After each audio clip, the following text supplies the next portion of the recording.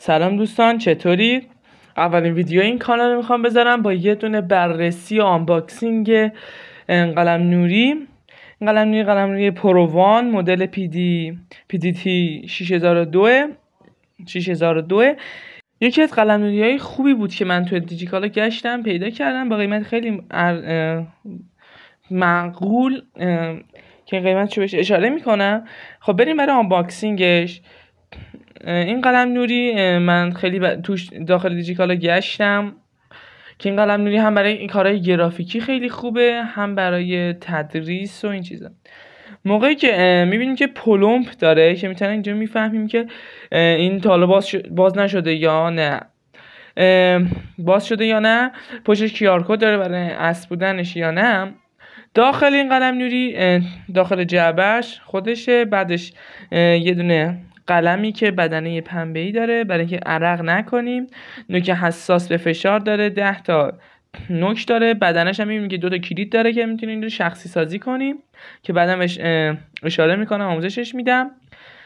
یه جعبه‌ای داره که تبدیل USB به تایپ C داخلش قرار گرفته و تبدیل OTG میگن، یه اسم خاصی داره. سیمش که تایپ C و یه دونه حالت باکستور، یه جعبه‌ای که قلم نوری داخلش قرار میگیره. خب حالا میریم برای پدش رو باز کنیم. اینجا یکم طول کشید. حالا بریم برای بررسیش تو لپتاپ ببینیم چطوره. خب دوستان بریم برای یه تست این قلم نوری ببینیم چطوریه. این قلم نوری با توضیحاتی که گفتم یکی قلم نوری خیلی خوبیه تو این باز قیمتی، به نظر من میارزه. نقطه قوت های نقطه ضعفش اینه که مثلا هر موقع ما USB رو وصل میکنیم برنامه‌اش بالا میاد، حتی اینکه نصب کنید دوباره همین اتفاق براتون میفته.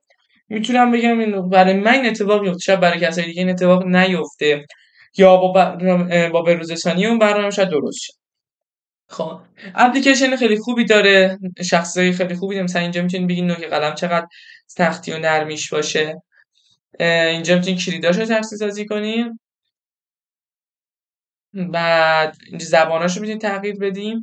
ریست داره، وبسایت داره، برای شب دستا هم هسته، اسکرین مپینگ داره. شما میتونید تعیین کنید که کدام قسمت لپتاپتون مثلا قلم نوری باش بشه کار کرد. این کلشه، اینم کلشه.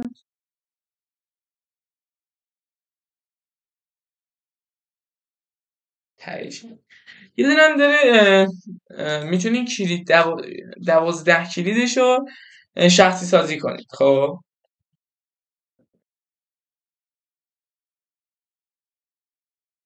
و اینجا میتونید هر کدومش رو شخصی کنید با کلید، با تپ کردن توشون براتون اون قلمه یا نوار افزار بالا بیاد و شما بتونید ازش استفاده کنید. بریم سر این برنامه. این برنامه یکی از بهترین برنامه‌هایی بود که من تا الان ازش استفاده کردم. همه نوع قلم و همه رنگ قلم و نوع فشار رو حتی میتونیم تو اینجا ازش بهره بگیریم. کانالمه که میتونید توی اینستا یوتیوب ازش بزنید و ازش استفاده کنید. ممکن سرچش کنید براتون میاد، شاید اینستا نیاد. بریم برای تستش. این برنامه تو دوران کرونا اینا خیلی به کار می اومد و برای کارهای گرافیکی خیلی خوبه. به نظر من این قلم نوری خیلی برای کار گرافیکی خوبه، چون صفحه بزرگی داره و این صفحه بزرگش یه هست میتونه به حساب بیاد. میبینیم که با فشارش هم قلم نازک و قطرش کم و زیاد میشه با فشار قلم. ما که کم فشار بدیم خب نازک و بعد اون طرف چیز دکمه های قلم هم میتونیم با فشار دادنش میبینیم که میتونیم نوشته هامون رو برگردونیم یا میتونیم دوباره نوشته هایی که پاک کردیم رو برگردونیم حالت اولش برگردونیم.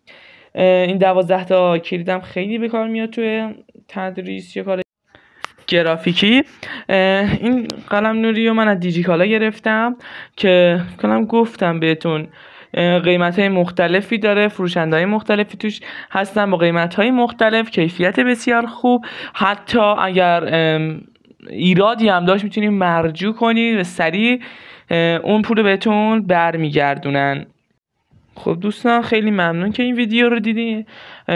انشالله که براتون مفید باشه و بهتون کمک کنه در خریدش. من خیلی قلم‌نوری‌ها رو مقایسه کردم و به نظرم تو این رنج قیمت این قلم‌نوری خیلی خوبه. سرعت و قابلیتایی که داره. فقط یک نمره منفیش این بود که مثلا بیشتر قلم‌ها یه حالت کاوری داشتن تا این قلم رو توش قرار بدن، یا برای همون پدش هم همینطور، اما این نداشت. ولی خیلی ممنون. خدا نگهدار.